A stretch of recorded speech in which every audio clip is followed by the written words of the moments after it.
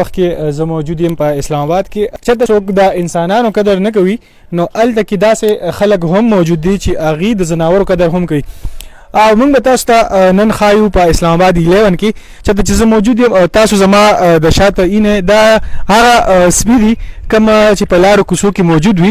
خو دلته په اسلام آباد کې یو داسې ډاکټر موجود دی چې هغه خپل جاب پرېښود او هغه دلته کې یو ریهیبلیټیشن سنټر کلو کو. په دې کې هغه ډاګز شامل دي، هغه سپي شامل دي کوم چې په لارو کوڅو کې موږ ورته معذوره چې کوم سپي هغه لفظ موږ د هغې لپاره یوز کوو. دلته کې هغه دا مختلف سپي راولي او دلته کې د هغې باقاعده طور باندې چې کوم معذوره شوي یا ګاډي وهلي نو دوی باقاعده طور باندې د هغې علاج کوي.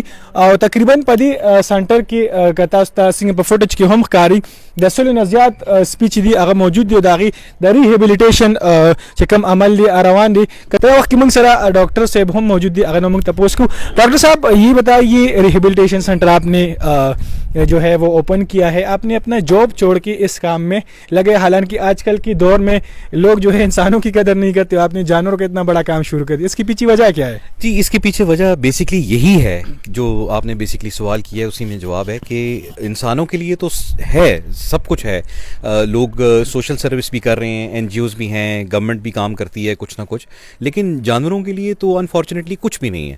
تو یہ اسٹیپ ایٹ لیسٹ کسی نہ کسی نے تو لینا تھا. تو مجھے لگا تھا کہ یہ ایک بہت ایک ایسا ایک چیز ہے جو بڑی لیک کرتی ہے ہماری سوسائٹی میں، اور کوئی اس سوشل رسپانسبلٹی کو سمجھنے والا انسان کوئی بھی نہیں ہے انفارچونیٹلی. اور جو لوگ ہیں شاید ان کے پاس ریسورسز نہیں ہیں یا ول نہیں ہے، یا وہ سوشلی اپنے آپ کو سمجھتے ہیں کہ وہ لوگ ایسے کارنر ہو جائیں گے اور لوگ پھر ان کو بلا بلا کہیں گے کہ یہ آپ کیا کام کر رہے ہیں.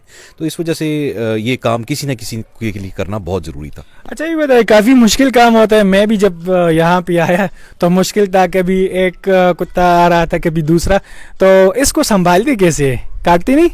نہیں جی بالکل کاٹتے نہیں ہیں. یہ ایک بہت انٹیلیجنٹ جانور ہے، یہ اللہ تعالیٰ کی بہت زبردست مخلوق ہے، اس کو اس نے بے مقصد پیدا نہیں کیا.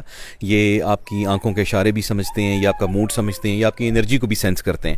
تو کبھی بھی مجھے تو کسی قسم کا ان کے ساتھ پرابلم ہوتا نہیں ہے، بیکاز جو بھی آتا ہے جانور جب آپ اس کو کھلاتے ہیں پلاتے ہیں پیار کرتے ہیں تو وہ within a few hours یا within a few days اس کو پتہ چل جاتا ہے کہ یہ میرا دشمن نہیں ہے، مجھے نقصان نہیں پہنچائے گا، اور پھر اس کا ٹیمپرامنٹ آل ٹوگیدر چینج ہو جاتا ہے. پھر آپ نے دیکھا ہے کہ کس طرح سے پیار کرتے ہیں، اوپر چھلانگیں مارتے ہیں، اور آتے ہی جو ہے وہ سب کے سب شور کرنا شروع کر دیتے ہیں کہ پہلے مجھ سے ملو پہلے مجھ سے ملو.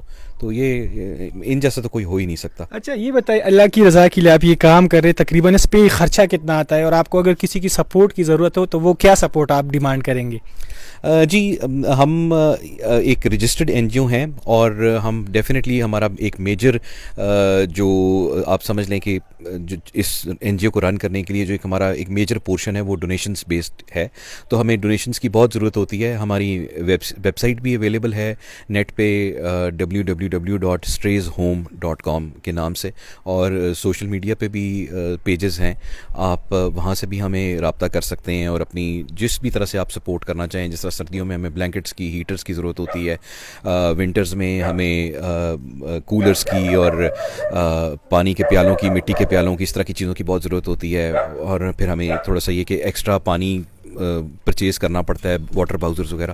تو آپ جس بھی کیپیسٹی میں جس طرح سے بھی ہمیں سپورٹ کرنا چاہیں، فوڈ بھجوانا چاہیے، ان کے لیے کچھ چیزیں بھجوانا چاہیں، تو آپ ہم سے تھرو سوشل میڈیا بھی رابطہ کر سکتے ہیں. اور ہر جگہ پہ ہماری پریزنس ہے، بیکاز ہمارا تقریباً 10 سے 12 لاکھ کا خرچہ پر منتھ اس کو رن کرنے میں ہمارا لگ جاتا ہے. ٹھیک ہے، تھینک یو ڈاکٹر صاحب.